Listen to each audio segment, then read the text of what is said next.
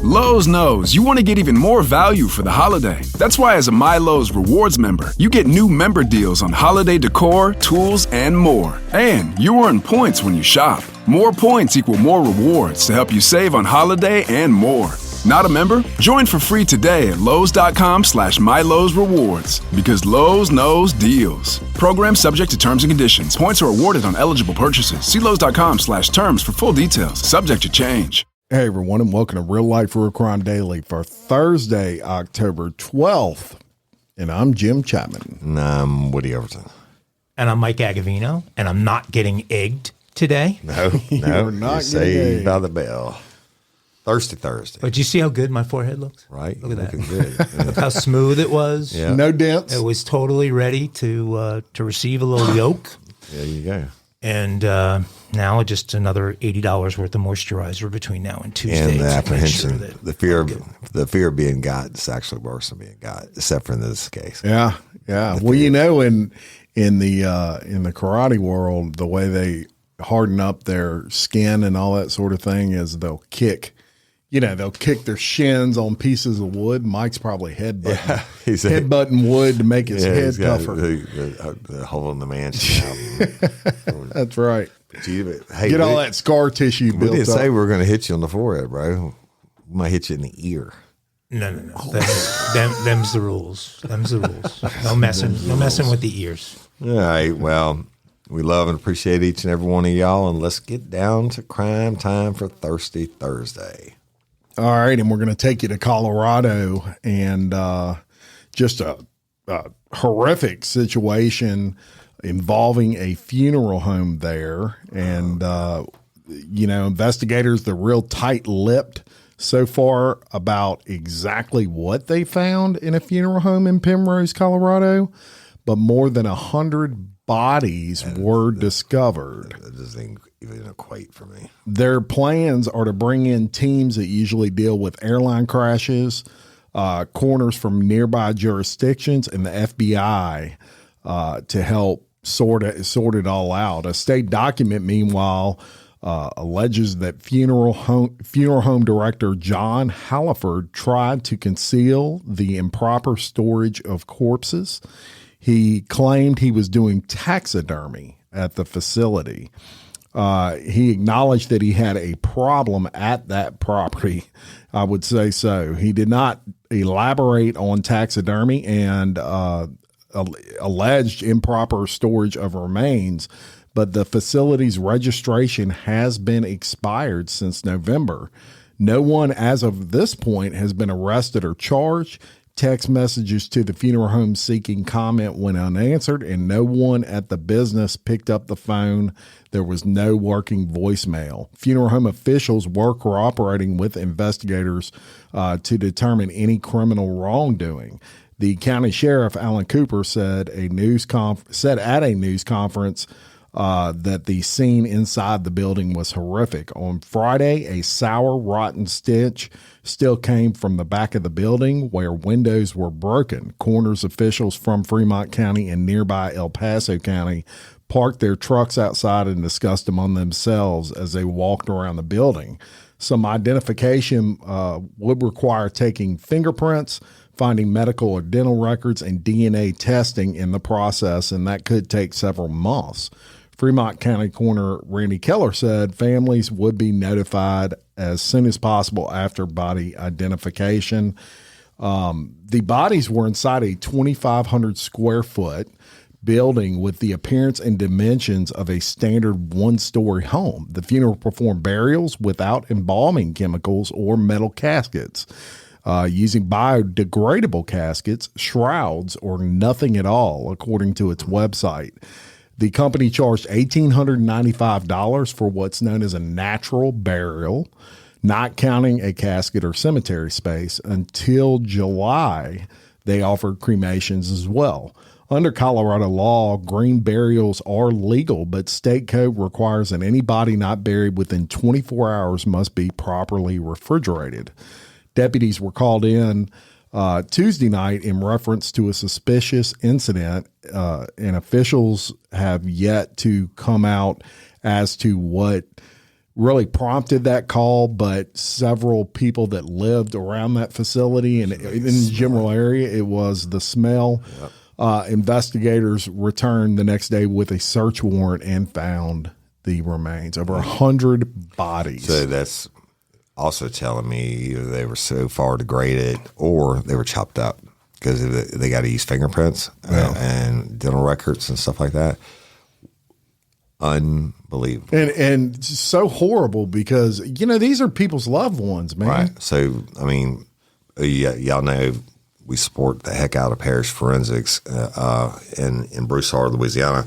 And, the people going through that grieving process and all that, you expect to be treated right, like parish forensics. And I'm sure when Roy Provost saw this story, he lost his mind at the fact that somebody in that same industry could do this. But the whole green funerals thing,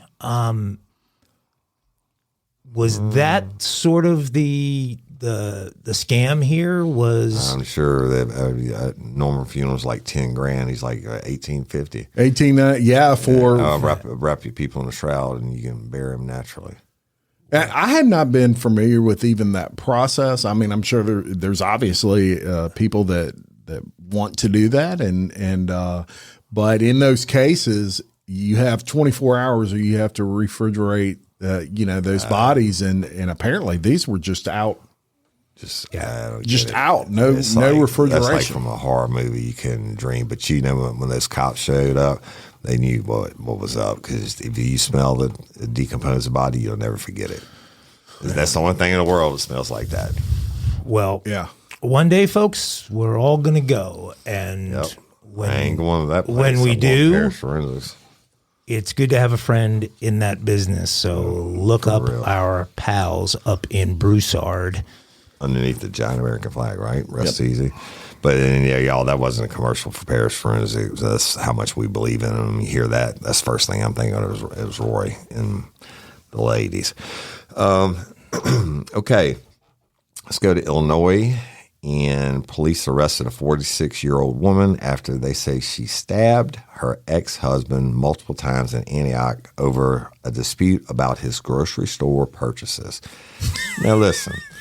I give my wife shit every time Walmart delivery shows up, and it's kind of a running joke that, but pretty sure, well, I don't know, getting stabbed over it. But anyway, the Antioch Police Department and Antioch Fire Department responded around 5 p.m. Wednesday to the Joanna Court Apartments near Route 83 for a stabbing.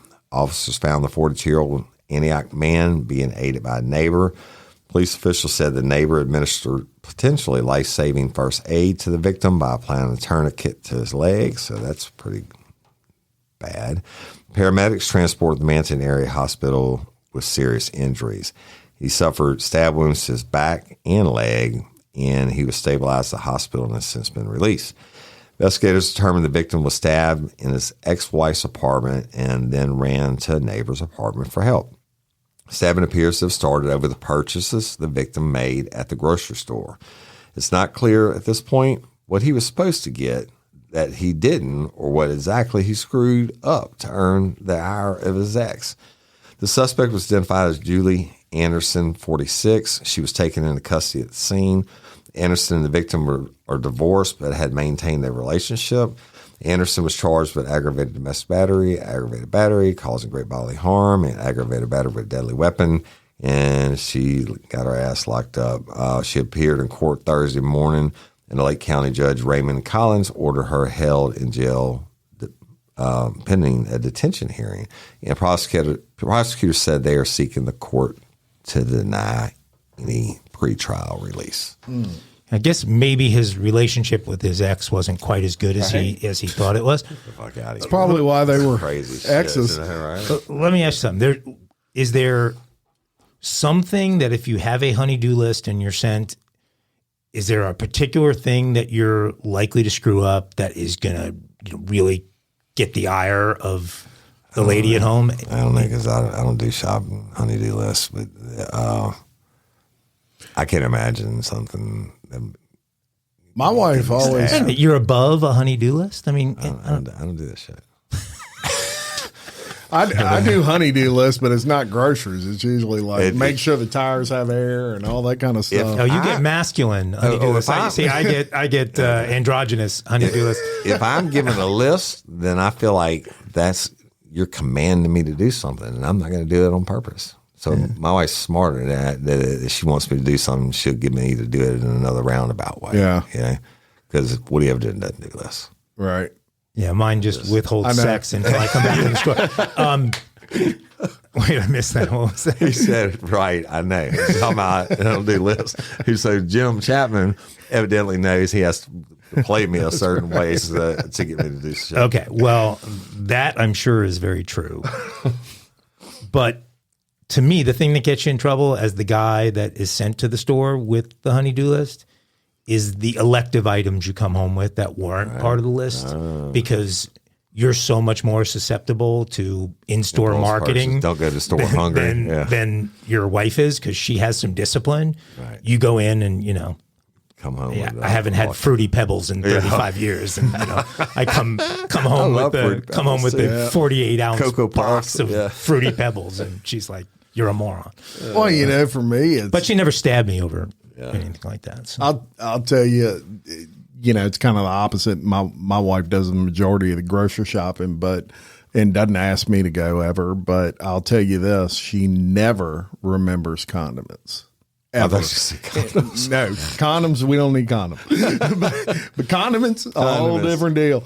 I will go home and there's no mayonnaise, no ketchup, no mustard, but there's $6,000 in groceries in the refrigerator. I'm like, what do you want me to do? Eat a burger with no cheese? Now you could be in trouble. And you have to have two things of mayonnaise in the house at all times because that first thing of mayonnaise, once it gets down to like a quarter of a thing, you can't even look in there. Right. I mean, no, you're not spreading that in your bread. You just need to throw that stuff out. Yeah. I don't even eat mayonnaise if it's mixed into some, I guess, a texture thing or something. I eat it plain. Yeah, I just spoon it out of there. Yeah, it's so tasty. You're disgusting. That would be very disgusting. What was the movie? Another great film, Undercover Brother. You ever see Undercover Brother? Yes, that was a good one. Okay, well what's her name? Kim Richards? Kim Richards? That's the chick with the big fat lips. Well, she orders a sandwich with so much mayonnaise on it. And I guess it's a thing. I guess it's a thing with black people. They don't like mayonnaise. I've never experienced that. I don't think. Well, the whole scene is built around how completely offended this guy is at how much mayonnaise she has on her food and the way that she's eating. It's hysterical. Okay, so I'm going officially on record to say I don't know anything about any of that. I'm just messing with you. Go ahead. I know a lot about mayonnaise.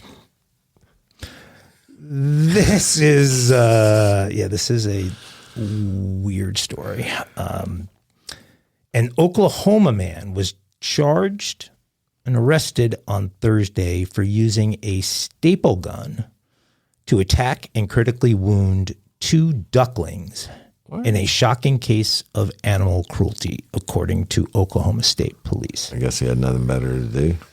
Tyler McMillan stands accused of 2 counts of animal cruelty and 1 count each of unlawful disposal of a dead animal, assault and battery on a police officer, and obstructing or interfering with a police officer, according to Tulsa police. He now faces over a decade in jail. Tulsa Animal Welfare alerted the public to the incident on Monday in social media posts where they identified a gold-colored Infiniti G35 with tinted headlights and taillights near the 1200 block of North Utica Avenue on the northwest side of town. At the scene, the driver could be seen in surveillance footage throwing a box out of the moving car's window. Officials opened the box to find a horror show. Inside the box were 2 ducklings, shot with a staple gun through the neck, head, and legs. Both animals were critically wounded and died a few hours later. Tulsa Animal Welfare President Colton Jones spoke about the sad discovery to KOTV TV. The ducklings were very small. They were newborn ducklings, so someone had to restrain them to do this.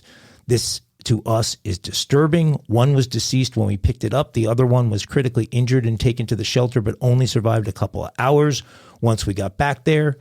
Days later, the Tulsa police announced McMillan's arrest, attributing the progress to work with animal control investigators and public tips. Police also highlighted the extent of the violence, which we don't need to go through again. The second duckling had to be euthanized. Police say that someone identified McMillan as the driver of the car, but did not elaborate on what led to that conclusion. While in custody, McMillan threw an e-cigarette at one of the officers, adding to his list of potential charges. That's a new one, throwing the e-cigarette at the officer. I don't know why he was allowed to have the e-cigarette.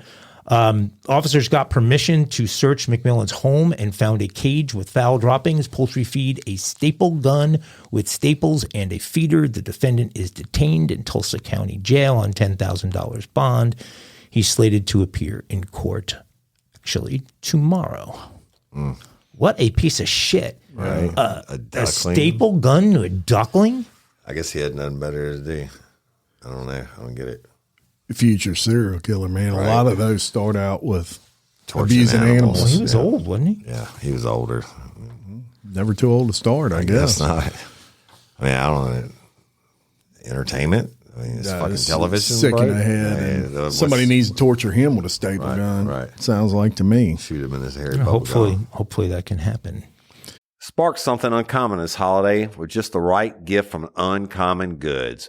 The busy holiday season is here, and Uncommon Goods makes it less stressful with incredible hand-picked gifts for everyone on your list, all in one spot. Gifts to spark joy, wonder, delight, and that's exactly what I wanted feeling. Hey, y'all, I ordered a super cool piece. It's a candle with a sculpture of LSU's Tiger Stadium on top of it. And each officially licensed laser cut wooden replica features up to 4 layers of detail, creating a bird's eye view of a specific football field, seating section, and more. And every label includes your stadium's name, the team's logo, and school location. And it has a coconut, soy, vegan wax infused with sandalwood smell that creates tailgates and touchdown scent profile, reminiscent of game day. It's invigorating like fresh cut grass and nostalgic like smoke from a pre-game grill. And calming like the crisp autumn air of a new semester on campus. Y'all, I love it. I have it at the base of my TV, and I'm ready to watch the Tigers play on Saturday night, right?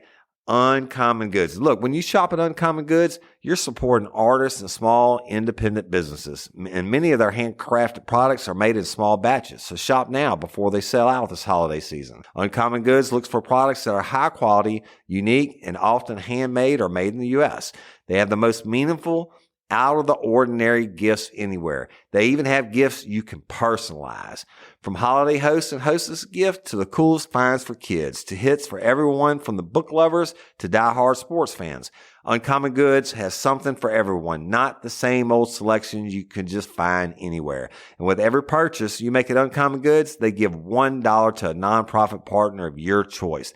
They've donated more than $3 million to date. So to get 15% off your next gift, go to uncommongoods.com/RLRC. That's uncommongoods.com/RLRC for 15% off.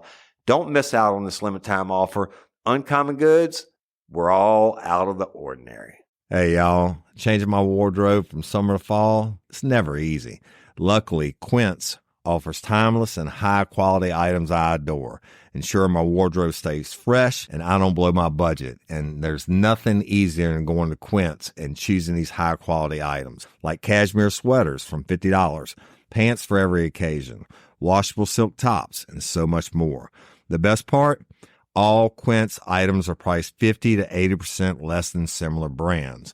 By partnering directly with top factories, Quince cuts out the cost of the middleman and passes the savings on to us. And Quince only works with factories that use safe, ethical, and responsible manufacturing practices and premium fabrics and finishes, and I love that. I got the stainless steel Link Apple Watch band for $59.90. It's heavy duty. It's awesome. And it's like $100 less than I could find anywhere else. And I also got a 100% organic cotton fisherman quarter zip up sweater. The color is alabaster. Man, I can't wait to wear that this fall. And Cindy got the Mongolian cashmere boat neck sweater in heather gray. And I'm telling you, these are classic pieces at a fraction of the price. Make switching seasons a breeze with Quince's high-quality closet essentials. Go to quince.com/RLRC for free shipping on your order and 365-day returns. That's QUINCE.com/RLRC to get free shipping and 365-day returns. Quince.com/RLRC. You'll thank me later. Well, one thing y'all may not know about me, I've never stayed in an Airbnb, ever. I think you told us that once. Ever. Have y'all? Both of y'all? Yeah. Lots. Yeah. Yeah, I got a kind of a deal with that. Like, I don't know, somebody else's place. I feel weird. Yeah. You know how they have the beds and breakfast, and you can do those, and the people are actually there with you. Not for my family. No, that's not good. That's not good. Just something about it. But I know a lot of people that do it. They love it. So I'm gonna tell you a little Airbnb story, and y'all be on the lookout because this guy's still on the loose. Police are searching for a man that they say bound his Airbnb host with zip ties, then took his wallet while holding him at gunpoint. Khalil Hamilton checked into his Airbnb in Georgia. He was renting the basement space from the victim, Jason Ling. At 10:43 p.m., Hamilton texted Ling and told him the toilet was leaking. Ling went to the basement bathroom to fix the problem. And when he turned around, Hamilton had a black handgun and a white taser pointed at him. Ling told police Hamilton forced him to get on the ground. Then Hamilton bound his hands and feet with zip ties. Ling told Hamilton he could take whatever you want. Just don't hurt me and my family. Right. Ling's son and mother were in the residence when the robbery occurred, but they did not witness it. Hamilton demanded Ling to give him his wallet, his money, and his cards. Ling told him where to find the wallet so that Khalil would not hurt him or his family. Hamilton got the wallet from upstairs, then returned with Ling's backpack. Before he left, Hamilton told Ling, "You're a dumbass." You can't make that up. Right? Yeah, I mean, like, good one, guy. Ling ultimately escaped by twisting and turning his wrist. When he fled himself, he ran upstairs and called police.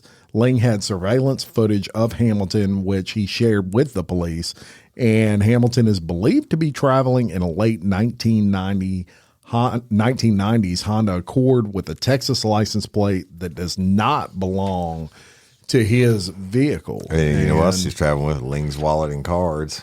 Yeah. So nice. Be on the lookout for this guy. And that's of this recording. They have not captured him yet. But be careful. It's not just that you're staying in an Airbnb. Right, if you're renting an Airbnb, you're renting that to someone you don't know. Right. So you could end up in zip ties. Well, I wonder if did they confirm that was the actual identity of this guy, that he didn't use fake IDs to get the rental and a fake credit card to get the rental? Because if he used a fake name, then he may very well get away with it. I'm sure they've got a picture of him, and so I'm sure they thought of that and probably interviewed some people with that, that knew that guy's going to look a lot different without that hair and that beard. Right. Yeah. So if he gets rid of the hair and the beard and he gave him a fake ID, there you go. I don't know. Mike's on the case. There you go. Get it, Mike. Get it, Mike.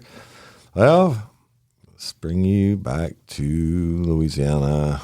Two Shreveport area men, William Ross Hickman, 49 of Arcadia, that's way up north, y'all, and Brian K. Whitman, 48 of Halden, same thing, have been sentenced on federal fraud charges. Now check this out.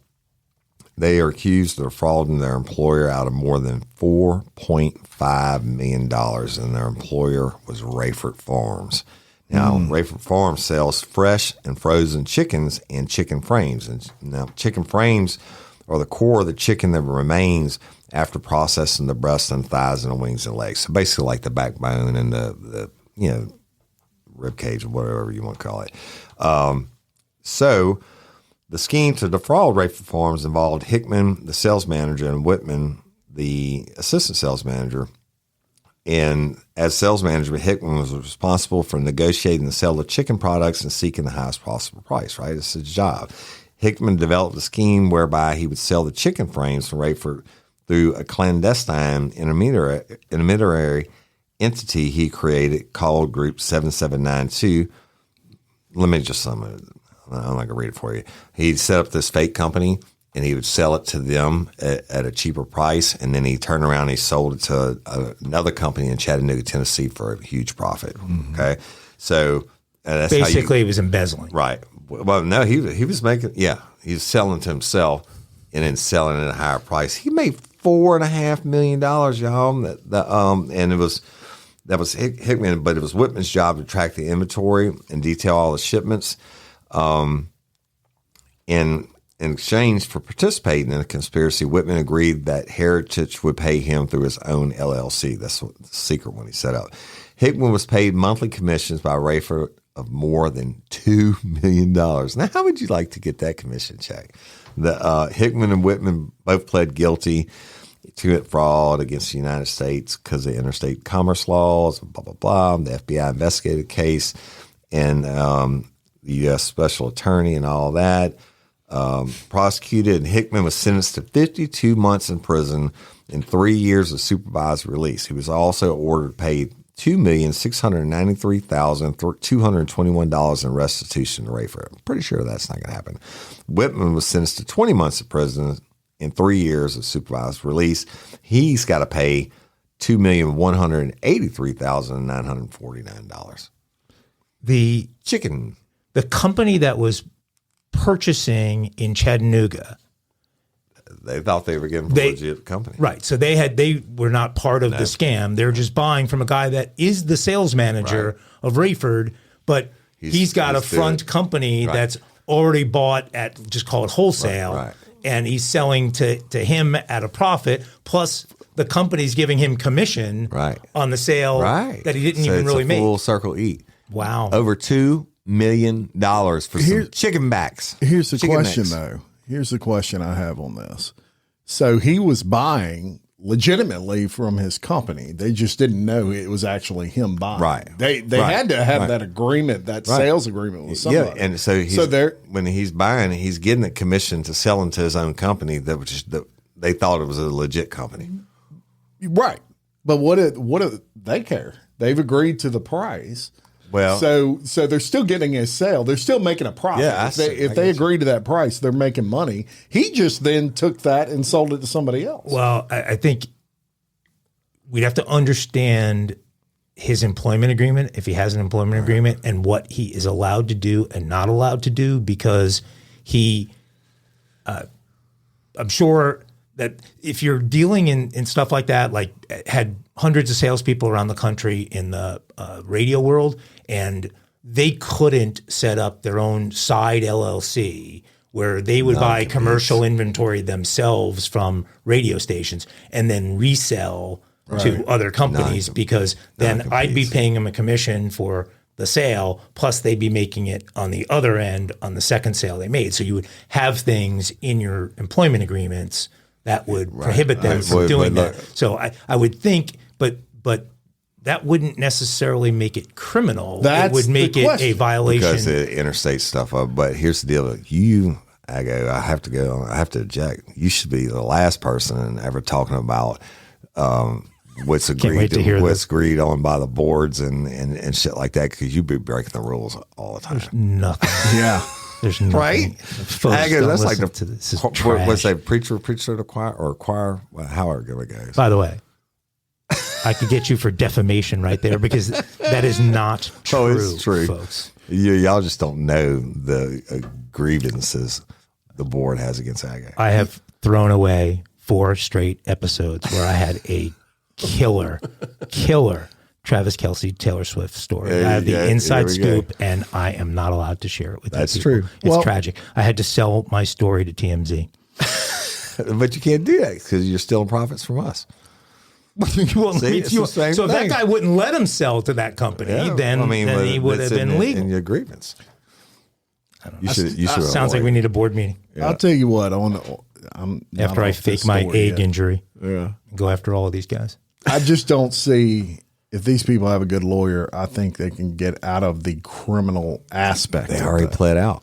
Oh, they already played. they Well, played- see, they they- should have hired me. Yeah. I'd have went in there and I would have convinced them that, hey, you agreed to, because I agree with you. There's some gray. you know what there's I'm some saying. gray There's area. a lot of gray. I There's don't some know. gray It's just or maybe because there were a couple of stories, and the stories that I found on this and I mean Woody found were came from different angles on it, and so maybe there's another side to it. I But should have hired Tommy Davenport. He's federally certified. Shout out, Tommy. there you go. he's a federally certified chicken salesman. He's a certified defense attorney. Oh, it was an attorney that we should have got. I thought you meant that guy should have hired a federally certified chicken I want to salesman. know what the place in Chattanooga is doing with all his backbones and stuff. What do you do with that part of the chicken? Like make chicken soup? Yeah, you could make it broth. I would imagine they have to cook it down for broth. Crawfish bait? Yeah, it's good crawfish bait. Crab bait? Sure is. Crab Catfish, bait. too. Yeah, catfish. Anything. I used to work at a bait shop. Did you? Yeah. I don't In believe the you. summers. No, I swear to God. I think you're lying. I swear to God. In the Did summers. you get fired? I know. I did get fired. The owner loved me. But we I did not baiting your hook. I did this during the summers of middle school and high school. And people would come from Queens and Brooklyn and would come out and buy crab traps, Right. but would bring chickens with them that they would buy at a grocery store. Right. And my boss's whole thing is you don't let anybody out of this store thinking they can catch a crab with a chicken. We've got all of these bunker that are really easy to catch in nets that Right.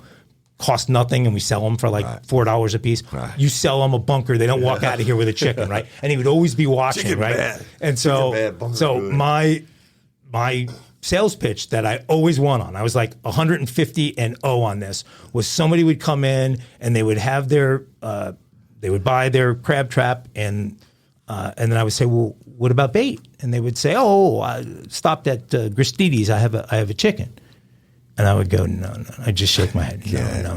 And they would, what? I go, do you think a crab has ever seen a chicken?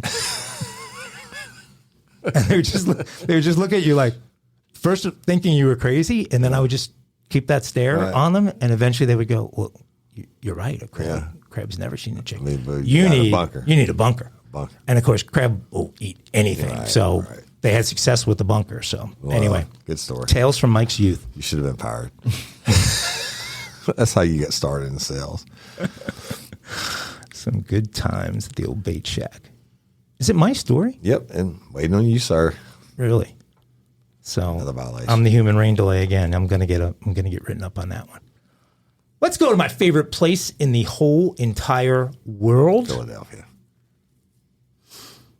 A 70-year-old Philadelphia woman who stabbed a man to death with a 16-inch blade hidden in her cane earlier this year was just ruled competent to stand trial.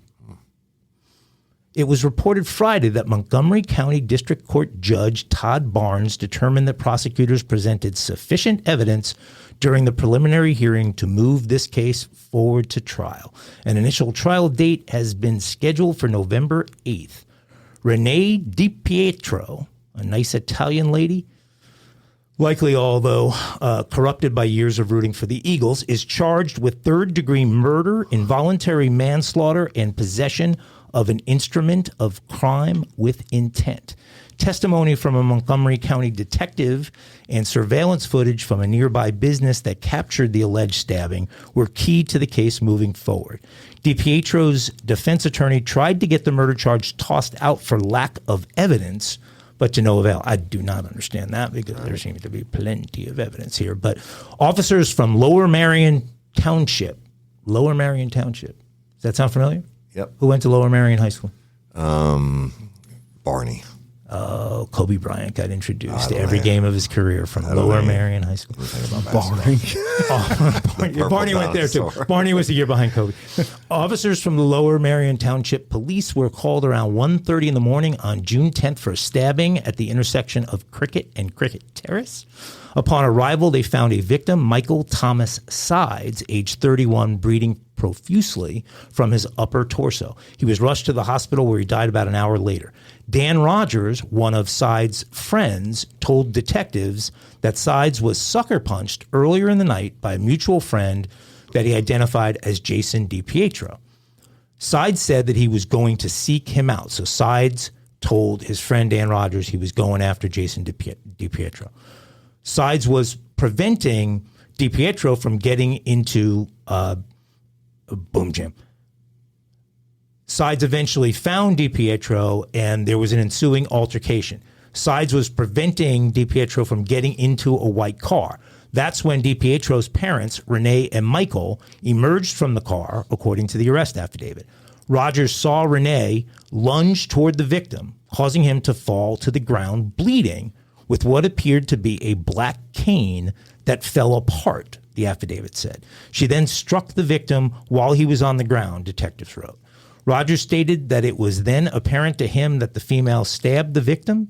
Following the stabbing, Rogers stated that the female was attempting to remove the license plate from the vehicle, and the older white male, the female, and Jason departed from the scene in that white sedan believed to be a Nissan. The surveillance video also shows Renee bending the license plate upward in an attempt to obscure any witnesses from identifying it. A few hours later, detectives went to the DiPietro home in Philadelphia. It was self-defense. He came looking for trouble, and he got it, Michael DiPietro said, according to the affidavit. Renee told detectives she got a call early in the night from her son who was upset and crying. So she took her baseball bat and walking cane along with her husband and drove to the location. She told detectives when her son tried to get into the car, a big man prevented him from doing so and was assaulting him. She got out of the car to, quote, defend her son and said that the man came at her, and so she, quote, poked him. And he fell to the ground before driving away with her husband and son. She had a walking cane and a baseball bat. Apparently that poke was from the 16-inch blade hidden within the cane. She is out of jail after posting the $50,000 bond, and now we have, as I said, this trial scheduled to start in November in the city of Brotherly Love. Brotherly Shove. And it seems like there's a lot going on with these older people. It's the young people and the older people. Well, you just wait. You hit 70, you want to kill everybody. Yeah, wait till I get their age to see how bad am I. Well, her son was an adult. He called her crying. Yeah, they're full of shit. All right, well, we'll go to Florida.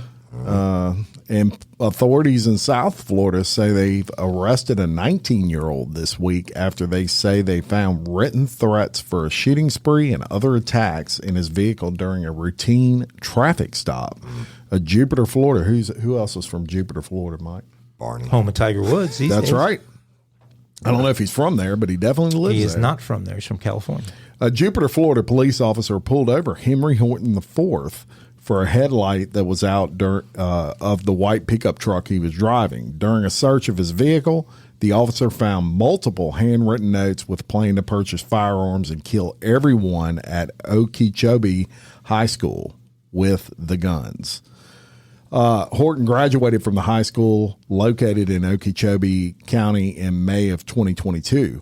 Horton told the officer he had previous mental health issues and had been having multiple thoughts about mass homicide and wanting to execute them once he turned 22 years old. Nice. He had plans to kill 15 people from the high school on January 2nd of 2026. Horton said while living in Virginia, he voluntarily admitted himself to a medical facility for a health evaluation due to having similar thoughts. Authorities asked him where he was headed before getting stopped, and he said he was traveling to Miami to look at a church, where he told investigators he planned to kill around 10 people following his planned 2026 attack at his former high school. Horton was transported to a hospital to receive a mental health evaluation. under the Florida Mental Health Act, which is known as the Baker Act, which allows people to be involuntarily detained and subject to an examination for up to 72 hours during a mental health crisis. The district will pursue every recourse within its power to protect all school campuses and property. This from a representative of the school. Horton told investigators he had visited and studied Marjorie Stoneman Douglas High School in Parkland, Florida. Awful school shooting there.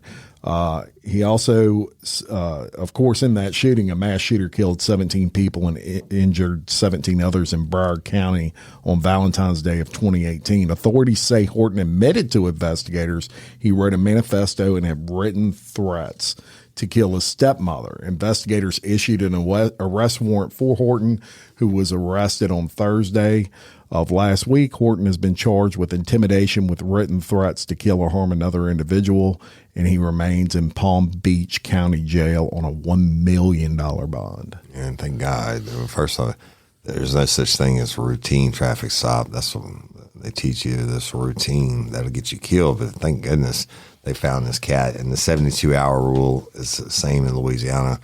It's called a coroner's warrant, and they get hold of you for 72 hours. And he sounds like he need to be able.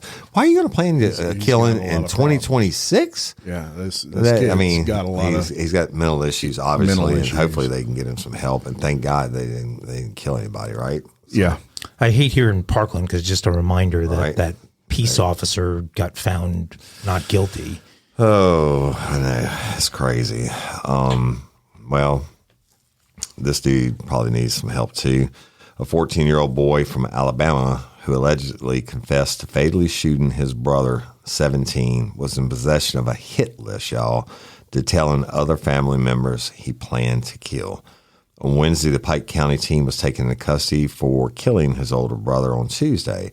Sheriff Russell Thomas said that authorities had discovered a hit list of targets, including members of his family and a school.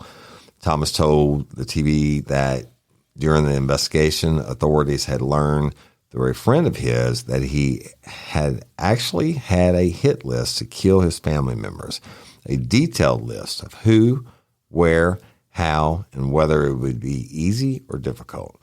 The sheriff said authorities had searched the residence and his book bag and did, in fact, find the hit list, adding that the boy intended to shoot up the school, which is Pike County High School. Police say the hit list also included names of family members that the team had intentions to kill. He had already proved that he would kill, and we were very, very fortunate and blessed that he didn't carry out his plans and that we were able to intervene and stop all this, the sheriff said. The suspect allegedly confessed to murdering his brother, who had been missing since Monday, during an interview with law enforcement on Tuesday. He said his brother got up and staggered out of the residence and out the back door, where he then fell at the bottom of the steps. He dragged him about 60 yards to the back of the property. Right? Authorities said that the two boys' father discovered the elder boy's body on Tuesday after picking up his younger son from school. Can imagine that.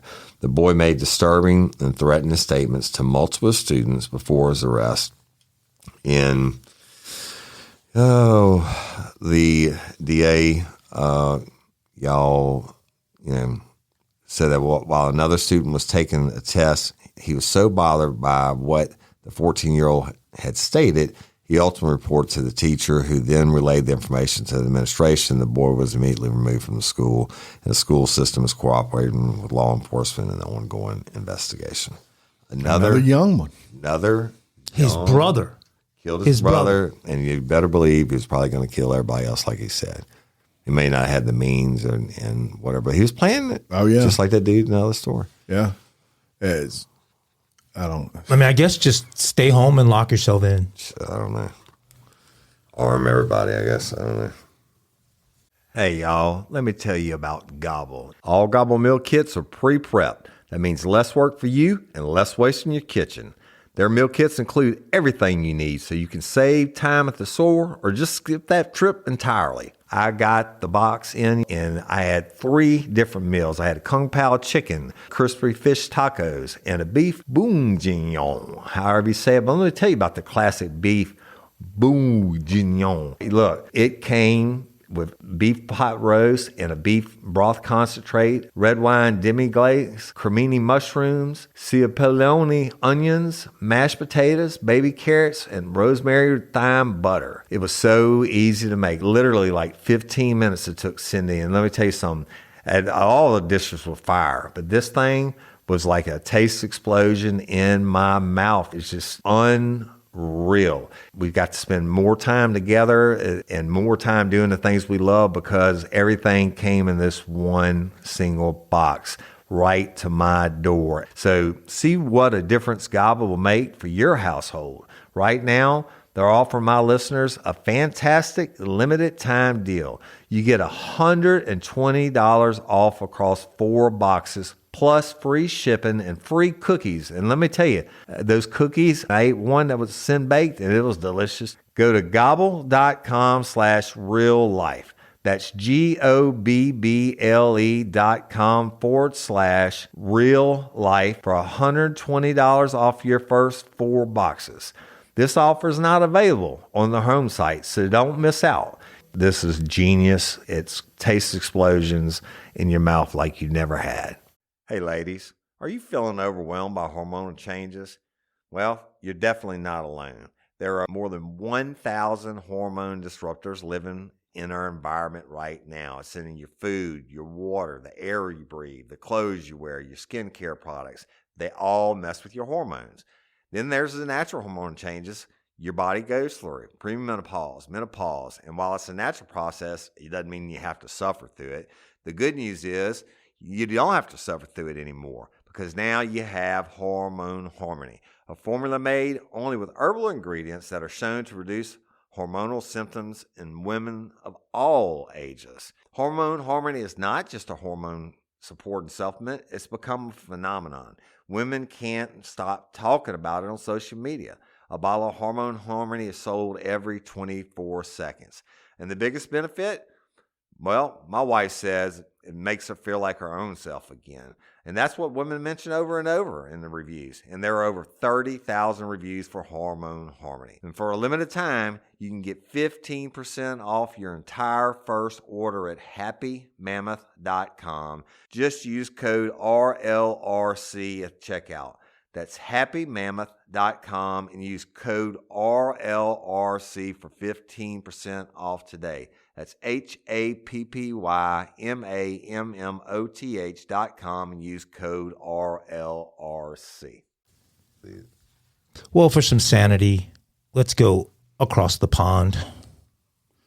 I don't know if there's going to be any sanity from this story, but 911 dispatchers in the U.S. and 999 dispatchers in the old country deal with all kinds of emergencies, and their skills and experience can mean the difference between life and death. This exchange took place recently across the pond. I'm going to do the dispatcher, and then I'm going to do the caller's voice. And we all know how great my British accent is. Hello, Met Police. What's your emergency? Oh, my God. This is why I'm in charge of well, if you want to read... Wait, no, your last one. No. If this was an Aussie story, I might let you do it. But please continue. You doing "Hello, mate" doesn't work for me. Caller, actually, we're walking home and there's a cat following us. I think it's from someone, and it's been following us for a very long time now. So we don't know, even if she started running after us, I don't know what to do with it. The dispatcher, who is clearly perturbed by this moron's call, responds, so a cat is following you? They always answer their statements with a question. So a cat is following you then? Right. Is there something particularly dangerous about this cat? Is it a lion or a tiger, perhaps? Caller. No. But as I said, it's been following us for some time now. Yeah, it's French. I can't do it for the whole fucking story. He had a bit. This guy was 50-50 French. I get it. He's a friend. Okay. I'm going to have to break British voice here. Calling 999 to report a cat following you is not an emergency. Calls like this prevent those who really need an urgent police response from getting it through us. Please only call 999 if an actual crime is in progress or there's a threat to life. The dispatcher does not give the man a chance to respond and instead abruptly cuts the connection. Apparently, every so often, the Brits like to share ridiculous 999 calls with the public in the hopes that citizens might take a second or two to consider whether their reason for calling represents an actual emergency. In one of their recent posts on this topic, they mentioned a guy calling to say he saw a deer that looked like Bambi running through his estate. Not really a good reason for calling 999. Another dialed 999 to say he had, quote, found a wallet. In another call, a man asked police if they could wake him at 9:30 and escort him to his court appearance that day. Funny. Apparently, the Brits don't understand the meaning of emergency, but ahead of time, I'll just thank everyone for those notes that I know are coming in to congratulate me compliment me about my British accent. Because I'm at a loss for words. That was about fucking over choking. I've been watching Gangs of London too. You thought that would have bled onto me a little bit, but that's apparently all right. not. That's one story. You get an E for effort. Megan, you won't be the only one skipping my story this time. Right. It'll be me as well because I don't want to hear my British accent. I'm not allowed to do game show host anymore, and he's not allowed to do accent. That's a fair deal. All right. Funny. Go ahead, mate. You can now take off that belt and move freely around the cabin. Mile High Crime. And you know what? Normally Woody gets all the Pinellas County stories. Going to Pinellas County? When an airplane's involved. It goes. Wait, it was flying above Pinellas? It's story. Might have been. Was it story content trumps? Segments. Okay. Yeah, there you go. A woman was arrested by Pinellas County Sheriff's Office officials when she trespassed on an active airport taxiway on a stolen tricycle Wednesday. Can't make this up, folks. Oh, my God. That was a 5-car response to that, wasn't it? First, she scaled a perimeter fence to enter U.S. Coast Guard Air Station Clearwater property. From there, she stole a tricycle belonging to the Coast Guard. That was my question, right? Come on. Now I'm going to get into that. Well, she's riding up the ramp area behind Terminal A of the St. Pete Clearwater International Airport. She rode past signs warning her that trespassing on operational airport property is a felony and straight onto an active taxiway. Airport personnel noticed the woman biking on the taxiway via surveillance footage. I think we know who bought those shrooms from Reggie. Oh my God! I could only imagine the comments when they saw that. The woman ditched the tricycle behind an aircraft before being confronted by an airline's employee. She faces felony charges of trespassing and grand theft. The woman was initially attempting to gain access to a Coast Guard aircraft. After riding the tricycle to the airport area, she attempted to board a commercial flight departing for Argentina before she was apprehended. Tricycles, along with golf carts and bobcats, are used by the Coast Guard to transport tools and parts around the station. So you can't. Everybody else in Pinellas County's got a souped-up golf cart. They got to make them pedal around. Tricycle. There's your tax dollars at work. Right. The airport, located north of St. Petersburg, was constructed as a military flight training base. And the 2,000-acre airport houses the busiest, largest Coast Guard air station in the world. The air station serves the Tampa Bay area as well as the Gulf of Mexico, the Caribbean Basin, and the Bahamas. Look, but I'm mad as fuck if I'm in the Coast Guard and then they tell me pedal 2,000 acres across with some tools in the kit. Johnny On a tricycle. Yeah, commander over there needs some tools. Get on your tricycle, son. Probably got handlebar streamers. Right. Coast Guard bell. colors. Wouldn't need a kickstand because it's a tricycle. Hey, You Pinellas can't make that County shit once up. again delivers. That's right. You can now take off Right. that belt and move freely around the cabin. Yeah. Mile High for Thursday. Kinky Crimes. Kinky Crimes. But I'm going to leave that in there. Leave it in there because you're absolutely right. This has now, you just did Pinellas. I'm about to do a Mile High crime in Kinky Crimes. Oh. All right. So A double whammy. A double whammy. We call that. So here we go. Content trumps whatever segment. The Kinky Crimes, y'all. Authorities say a Colorado woman who allegedly groped a female. That's right. Woman groping Congresswoman? No, better not than this that. time. Okay. Say she allegedly groped a female Transportation Security Administration agent, TSA. That's normally the other way around. Right. At Phoenix International Airport is facing felony count of sexual abuse. Now check out this. Phoenix police say 61-year-old Yakari Miami is accused of grabbing, it doesn't matter, it's a fucked up name, is accused of grabbing the left breast of an unidentified TSA agent Thursday afternoon at an airport checkpoint. TSA say Miami refused to go through master screening and became argumentative before she squeezed and twisted the agent's titty with both hands. With both hands. Holy cow. Titty twister. I used to tell my sons, what hurts worse than a snake bite than titty twister, right? Yeah. So she squeezed, and they said breast, y'all, not titty, but I'm trying to keep it simple. Police were called to say me. Breast is apparently complicated. Admitted grabbing the TSA agent and continued to argue with officers before she was arrested. Maricopa County jail officials say me, whatever, was released from custody Friday. They couldn't immediately provide any information about her case status. A TV station says she lives in Longmont, Colorado, and is self-employed. And one of Miami's neighbors said, for her to be arrested for anything is totally shocking to me. He added that she travels about 3 days a week. My question on that whole story is, that chick must have had a big old titty to put both hands on it. She certainly wasn't flat chested. Yeah. But that's got to What hurt. would possess you? I though? have no idea, man. People are so fucking crazy. Well, that is Maricopa. Yeah, right. County, That's so where it's- the pink underwear jail is. I mean, Yeah. Pinellas, City. Maricopa. We're there all the time. There's your Kinky Crime. Two-handed titty. What was her? I just wait, folks. I have to look at this name. I just have to see. Is it? He's got to correct my No. grammar. I just have to see. Is it that? Tell me what it is. It's a tough one. I'll tell Well, you. that's her last name, though. Yeah. So what does it say? It.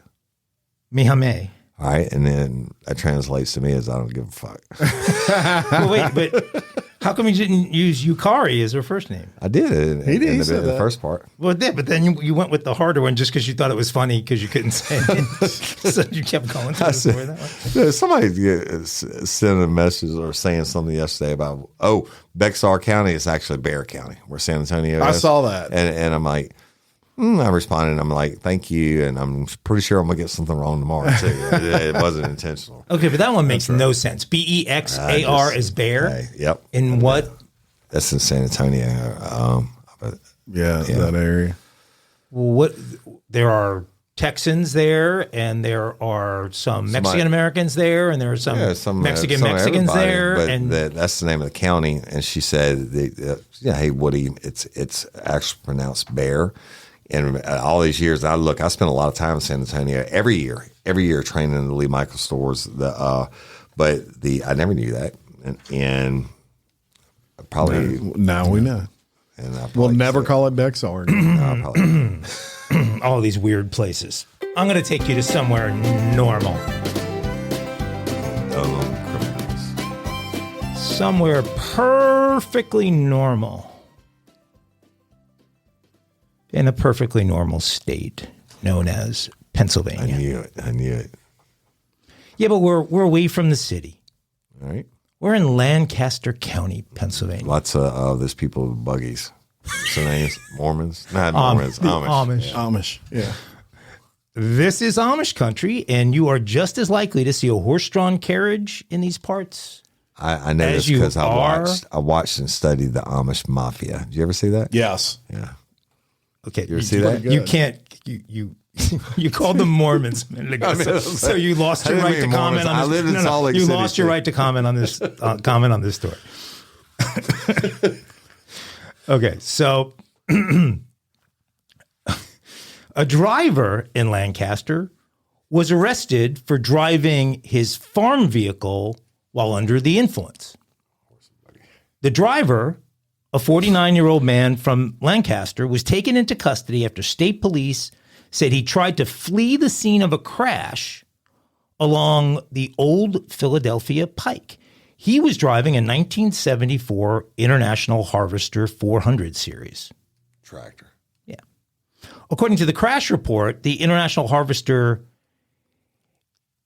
and a buggy were at a stop sign when the farm vehicle backed into the buggy and then tried to leave the area, but was followed by the victim. So apparently they must be getting those Amish horse and buggies souped up by the same people in Pinellas County because he was able to keep up with an International Harvester. Wow. Troopers arrested the man after they arrived at the area and eventually released him from custody after a couple hours. Huh. Yeah. The buggy had a little bit of damage to it, but it was fine from the initial accident. But the man who was released from custody later apparently was quite thirsty as soon as he got out. And how thirsty was he? He was so thirsty that about 17 minutes after he was released from custody, he was found driving that tractor under the influence again on the same road, according to state police. Gets out and gets them back on the same tractor. The police are still investigating the incident, but first of all, if you're drunk enough to hit an Amish person in a horse and buggy, and then you get out a couple hours later and you go and get hammered again and get back on the tractor. Did they tow his tractor or did they park on the side of the road? I don't know. No, but, hey, I have an Amish story. And shout out to all my Mormon peeps up in Salt Lake, where I used to live. So in Wisconsin, they have a large Amish community. And Kristen and Adam's mom and dad, they come over to see me, or I go over and I cook something for them as friends of mine. Shane's niece or whatever you want to call it. So anyway, last time I was there a month or so ago, mom comes over to see me, gives me big hugs, and she's a character. They're just wide open, cutting jokes and everything else. And she said, my brand new car got run over by an Amish buggy. I said, how in the hell does that happen? She said, they just said, I went to like an intersection thing or whatever, and the horse came up, and the horse spooked and ran over the hood of the car. It cost $9,000 worth of damage. Now they don't have insurance. Yeah, they don't. And she was like, "Oh, you got to know her. She's a pistol." She's like, "I don't tell you what. I went up there and I got my money." She went in back and forth until they finally paid her. But I'm like, how does that even happen? And it turned out this horse really hadn't been trained well, and they didn't put blinders on him either. And a teenager was driving the horse and buggy, and it ran over the car. And the Amish had $9,000 cash to fork over. The Amish be making some money. They got an Amish Walmart up there and shit. What do you mean Amish Walmart? Amish Walmart. Everything made, handmade Amish stuff. You go in there and buy it. The entire Walmart is nothing but it's Amish. not a Walmart. It's I call it the Amish Walmart. Amish Mart. I call it the Amish Walmart. I thought you meant it was a custom branded Walmart. Hey, that's for some the hard-working people. Hey, do you know They call it the mercantile. You know the difference between an Amish man with a beard or without? No. If you have a beard, you're married. If you don't, then you're not. Huh. Figure Really? that I out. didn't know that They either. make all kinds of good shit. Yeah. Shit, I might have to watch that Harrison Ford. What's the Harrison Ford movie where he ends up living in the Amish country? They showed Witness. Kelly McGillis, but it was after Top Gun. That's the first time I ever saw her naked. She was on Witness. She gave you a little. Well, you think those are her? I didn't see the whole Hot body. You think those are her boobies? I was watching on VHS tape trying to pause it like that. Yeah, I definitely think they were hot. You ever hear of Mr. Skin? I see nipple. You know who Mr. Skin is? Is this some kind of pornographic thing? It's a website. Oh no, Where they show like that he's got every famous porn. actress who Really? ever showed any skin in a movie. so you got to And like so if sign you- up for it. You have to pay for it. I don't think so. No, that's I'll free. check it out. I think tonight. you just what I go hear. there and type in Kelly McGillis and you'll get Really? that scene Mr. in Skin. Witness. But Mr. Skin also knows whether it was them or Oh, a so you body can tell a double body who went in. So all these years you might have had those boobies in your spank bank and that's true. probably cashed some bounced spank She bank was checks never as a hot as she result of was it. in Top Gun and anything. This is She was not. I know we're really off topic. this is the only Totally show on topic. Kelly where you McGillis may can commit a have- crime next week. where you can Murder and Amish titties. this is the only show where you can have talk about the Amish and Mr. Skin all in the same segment. You're right. Let me just end with this. Yeah, how many Amish people I have boiled Mr. Skin crawfish account? for him for Adam's birthday at Mom and Dad's house, and so the next day I was out on the tractor and field. And he brought me this big ass sack of corn and onions that from his Amish neighbors. These fucking onions were the size of basketballs. I never seen an onion that big in my life. They were good as fuck. That's it. Question: Have either of y'all been to Amish country? Yes. Yeah, that was that. But both of y'all have. Yeah. Okay. Well, he's been to the Wisconsin. I didn't know there was That's Wisconsin, huge, but huge up there. I've been to Pennsylvania. How was it? It Pretty cool? No, I mean, That's I what don't it know. is. It's like a trip back in time. It's fine. Rumspringer, baby. I've never been to Amish country, but it's on the bucket list, I guess. You know about Rumspringer? Who? Rumspringer. Okay, that's when the Amish kids act out and then do all the drinking and use electronic cell phones. So it's kind of like a spring break that they're not supposed to have. I think it's called Rumspringer, something like that. See, wait. you No, learn that's a real everything on deal. This show. It's a real deal. All right, we got to end it. Amish holidays for 50. Rumspringer, something. Rumspringer. Yeah, I gotta look bad that up. names. I'm not buying the Rumspringer. I bet you $1 million. All right. John Book. John Book was tell you what. the character in Witness. It's amazing. If the listeners Stupid think shit they I didn't know. learn some shit today, they did now. Well, you know what, boys, I think it was a good episode. I like the ones like that where we get out of hand. That's it. Any final thoughts? That's it. And we are planning on Tuesday and beating the shit out of Mike with some eggs and videoing it. So I don't know how we're going to work that into the show. I know we're going to video it. But ourrescue.org, in human trafficking, see something, say something. Mike, anything? I've already imparted so much wisdom on this episode that I don't think the audience I'm could spitting. handle. That's very true. What's it Handle any called? more Mr. tidbits. Mr. Pink? What was it called? Mr. The Pink. website. Mr. Skin. Mr. Skin. All right, I'll check that out. All right. Until next time, I'm Jim Chapman. Woody Overton. And I'm Mr. Pink. For Real Life, Real Crime Daily. Peace. Aglets.